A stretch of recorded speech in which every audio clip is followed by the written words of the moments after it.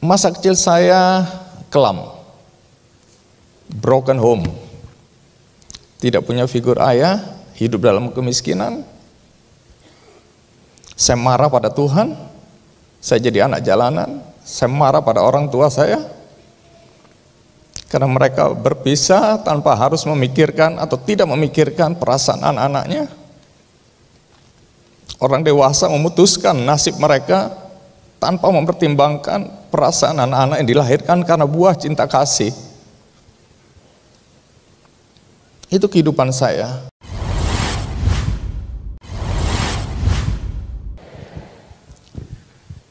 Pada saat saya berusia 4 tahun,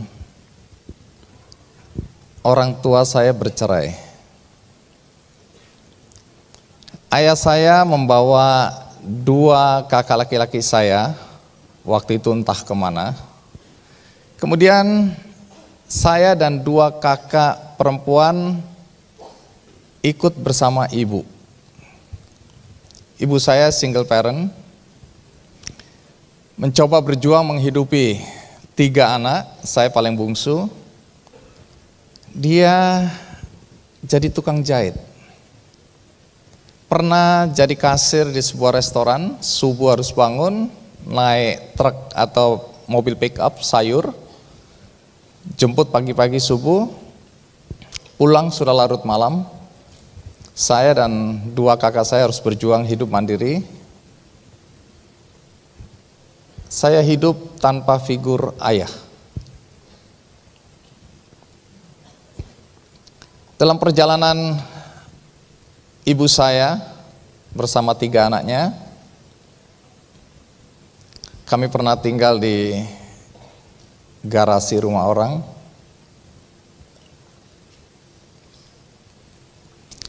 Pernah punya rumah sebenarnya, warisan dari nenek saya, tapi karena kebutuhan hidup harus dijual, dan kami masih diizinkan oleh pembeli yang baru untuk tinggal di sebuah kamar yang dulu adalah kamar pembantu. Karena kamar itu terlalu sempit, ibu saya terpaksa mengantarkan 2 kakak saya untuk tinggal di asrama. Karena saya masih kecil, maka saya ikut ibu saya. Kadang-kadang kami kalau akhir pekan, ibu saya ada rezeki sedikit, kami menengok kakak saya jalan-jalan sebentar, kemudian kembali ke asrama. Saya dan ibu kembali lagi ke tempat tinggal kami. Ada garasi, ada sekedar kamar kecil ukuran 3x4.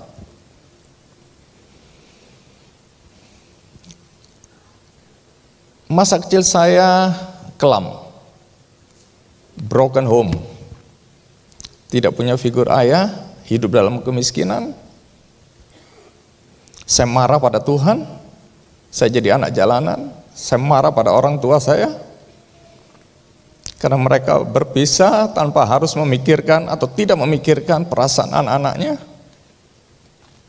Orang dewasa memutuskan nasib mereka tanpa mempertimbangkan perasaan anak-anak yang dilahirkan karena buah cinta kasih. Itu kehidupan saya. Tapi Tuhan rupanya ingin mempertemukan saya dengan ayah saya. Pada usia 13 tahun, karena mungkin ayah saya melihat beban ibu terlalu berat, maka dia bilang, anak yang paling kecil ikut saya. Maka pertemuan dengan ayah saya terjadi tahun 1973, ketika usia saya 13 tahun, di Jayapura, Papua. Baru saat itulah saya melihat wujud ayah saya yang selama ini saya hanya lihat dari fotonya yang hitam putih itu. Tapi pertemuan itu relatif terlalu singkat, ayah saya sudah terlalu tua. 5 tahun kami bersama tinggal dalam rumah kontrakan kecil, bukan rumah, kamar kontrakan. Jadi dari kemiskinan yang satu, saya hanya pindah ke kemiskinan yang lain. Ayah saya hanya tukang betulin mesin ketik di Jayapura. Miskin, Dan saya pernah malu punya ayah miskin. Tapi hari ini saya mulai belajar tentang satu hal. Bahwa apa yang terjadi dalam kehidupan saya dulu, itu adalah rencana Tuhan. Yang saya baru sadari setelah saya dalam usia sekarang ini. Ayah saya meninggal setelah kami sempat bersama-sama 5 tahun. Saya ikut kakak saya tinggal di sebuah gang kecil, dan dia bilang saya hanya bisa menyekolahkan kamu hingga tamat STM, karena saya waktu itu disekolahkan STM jurusan mesin produksi. Kelas 2 ayah meninggal, saya ikut kakak di Jakarta. Dia berusaha untuk membiayai sekolah saya. Singkat kata saya tamat STM 6 di Keramat.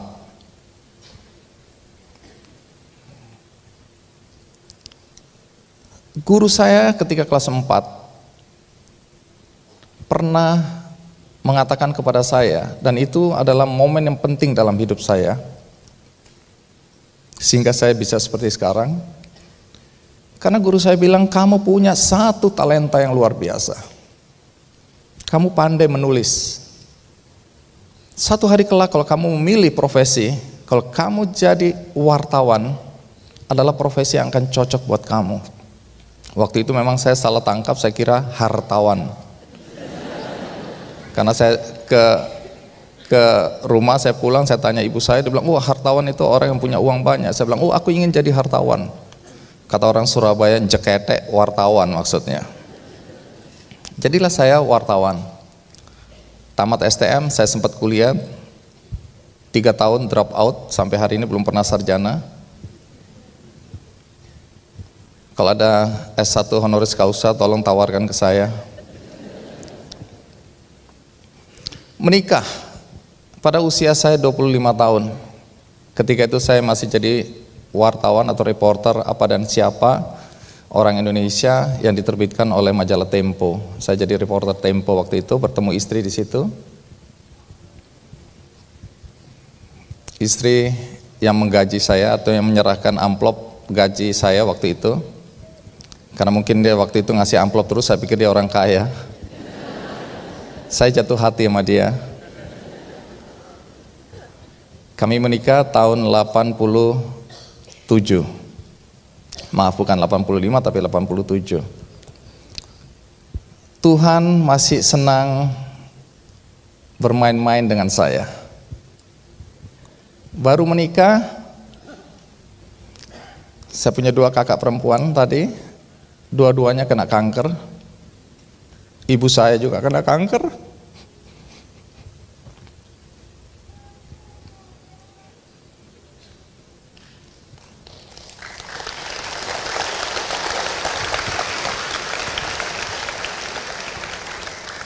Tiga-tiganya meninggal. Gaji saya waktu itu 375.000. Istri saya karena dia lebih dulu kerja, gajinya 500.000. Saya ingat persis itu. Dan kami mendapat warisan 8 anak dari kakak-kakak saya. Kami punya 3 anak, maka dengan gaji sebegitu, kami menanggung 11 anak. Saya marah lagi sama Tuhan. Tuhan gak adil. Saya anak bungsu, harusnya saya bersenang-senang. Saya tidak harus menanggung beban keluarga. Untung saya menikah dengan istri yang luar biasa. Saya minta maaf pada dia bahwa 3 anak saya tidak bisa sekolah dengan baik. Kami menyekolahkan anak di sekolah murah di Ciputat sana. Karena ada 8 anak lain yang harus dibiayain. Jadi untung istri saya bilang gak apa-apa. Ini mungkin rencana Tuhan bahwa kita harus menjadi ibu dan ayah dari anak-anak kakak-kakak saya. Maka saya hidup dengan kembali kekurangan.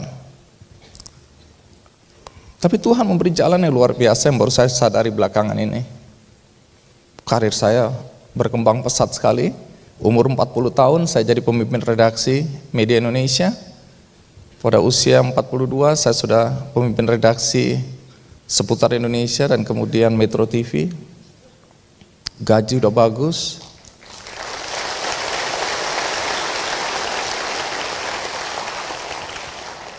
Tapi kesadaran saya bahwa waktu masa kecil dulu Tuhan menggembleng saya untuk siap. Karena ada perkara besar yang aku akan tugaskan pada kamu. Ketika lahir Kick Andy. Awalnya saya pikir ini hanya sebuah program main-main saja. Tapi belakangan saya bilang, Tuhan, rupanya ini rencanamu dalam hidupku. Kick Andy usianya 14 tahun saat ini. Program yang dulu katanya tidak akan lama, paling bertahan 1 tahun. Hostnya nggak menarik, kribo dan garing, botak dan garing sekarang. Dalam perjalanan, Kick Andy dianggap sebagai program yang menginspirasi. Tetapi tahukah Anda, sebenarnya pekerjaan yang paling besar adalah di belakang layar. Kami mendirikan atau membentuk namanya Kick Andy Foundation. Kemudian melalui Kick Andy Foundation, kami punya gerakan kaki palsu gratis. Ini udah berlangsung 9 tahun namanya. Ada sepatu untuk anak Indonesia, sudah sekitar 5 tahun. Ada pembagian buku. Kalau Anda lihat di Metro TV saya bagi-bagi buku, itu sebenarnya dendam pribadi saya pada masa lalu. Karena mulai dari kecil sampai saya kuliah tingkat 3 itu, saya nggak mampu beli buku. Saya marah, saya bilang satu hari kalau aku nanti kawin, punya uang, pertama yang kulakukan adalah aku akan menyisihkan uangku untuk beli buku. Dan waktu menikah dengan istri juga saya bilang, selebihnya kita bisa kompromi, yang nggak bisa kompromi adalah aku akan memberi buku, walaupun dalam kekurangan kita. Dan untungnya istri saya juga mengerti.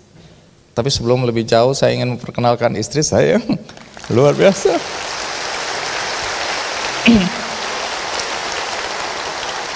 Namanya Retno Palupi, orang Jawa.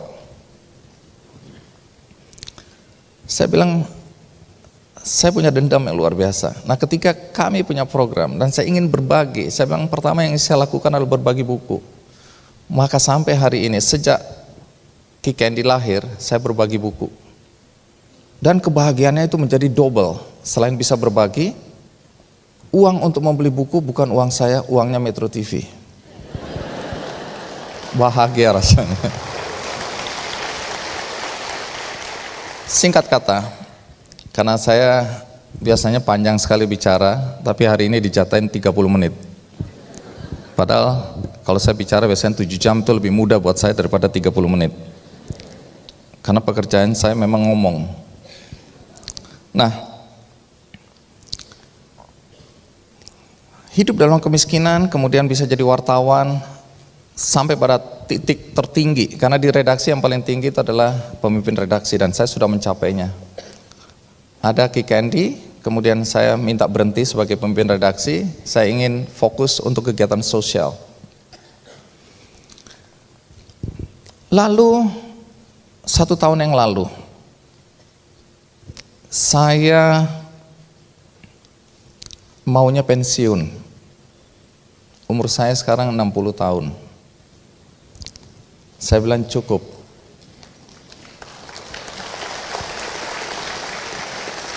Istri saya 61 tahun, pagar makan tanaman.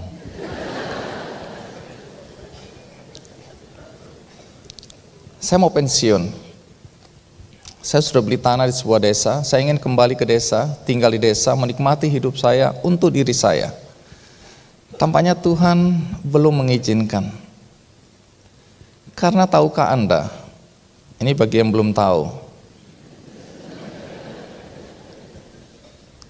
hidup miskin nggak enak, menyakitkan. apalagi tidak ada uluran tangan dari siapapun. Saya merasakan itu. Jadi kalau saya bertemu dengan orang-orang yang atau mengingatkan saya pada masa lalu saya gampang larut, karena saya tahu penderitaan orang-orang seperti itu kalau tidak ada uluran tangan. Nah, ketika saya sampaikan keinginan untuk pensiun, hampir semua menolak. Tidak ada yang setuju. Istri saya apalagi tidak setuju. Pertimbangannya dia sederhana. Namanya orang kalau makin tua, harusnya rumahnya makin dekat rumah sakit. Ini kamu ajak aku ke desa. Karena rumah kami sekarang ini dekat rumah sakit. Di tempatnya kompleksnya Pak Sulis itu, BSD, Bumi Serpong Damai. Ini ada Pak Sulis di sini.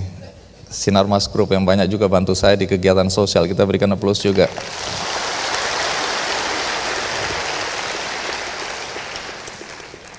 Kemarin saya jadi pembicara di acara namanya High Tech yang menyelenggarakan termasuk yang on top. Saya menyadari ada satu hal, ini bukan persoalan saya ingin agar tidak ada lagi orang yang mengalami apa yang saya rasakan dulu, tetapi sekarang saya menyadari lebih dari itu, soal kemiskinan. Dari 260 juta orang Indonesia sekarang, 10% masih hidup di bawah garis kemiskinan. Artinya 26 juta saudara-saudara kita saat ini masih hidup di bawah garis kemiskinan. Saya sudah lewat dikit lah. Apa yang menjadi persoalan kalau jumlahnya sekian banyak? Walaupun bukan satu-satunya sebagai akar permasalahan, tetapi ini konteksnya dengan apa yang kita rasakan sekarang ini. Kalau orang menyebutkan radikalisme, kata radikal sebenarnya kata yang relatif tidak berkonotasi apa-apa selain sesuatu yang dia atau dikerjakan dengan sungguh-sungguh. Tapi karena konteksnya adalah terorisme dan lain-lain, maka kata radikalisme ini menjadi negatif saat ini. Nah, saya menyadari betul kemiskinan ini adalah salah satu akar dari kebodohan. Karena tamu-tamu yang saya temuin di GKND yang lahir dari keluarga dengan ekonomi yang relatif berat, mereka tidak mampu menyekolahkan anaknya ke tingkat pendidikan yang lebih baik. Orang-orang yang pendidikannya kurang itu akan mudah diperalat, mudah dicekoki oleh faham-faham yang negatif, yang sesat. Kemudian kebodohan pula yang membuat orang tidak mampu untuk berkompetisi, bertarung dalam konteks ekonomi. Akibatnya apa? Kriminalitas meningkat. Tahun lalu aja 336.000 tindak kejahatan terjadi di Indonesia. Dan ini bisa meningkat ketika kita abai terhadap persoalan kemiskinan ini. Lalu pertanyaannya, urusannya apa dengan saya? Kemiskinan menjadi urusan kita semua di sini. Karena kalau ini dibiarkan, kemudian terorisme dibiarkan, radikalisme dibiarkan, kriminalitas dibiarkan, yang terjadi semua kegiatan kita terganggu, ekonomi akan terganggu, investasi. Nah ini Pak Gita Wirjawan, dulu BKPM, itu juga akan terganggu.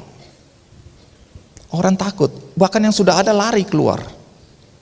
Apa yang akan terjadi? Perekonomian akan ambruk. Hidup kita akan sengsara. Oleh karena itulah, saya selalu datang dan mendorong orang-orang, ayo kita lakukan sesuatu. Mari berbagi, lakukan kebaikan dalam hidup Anda. Sekecil apapun.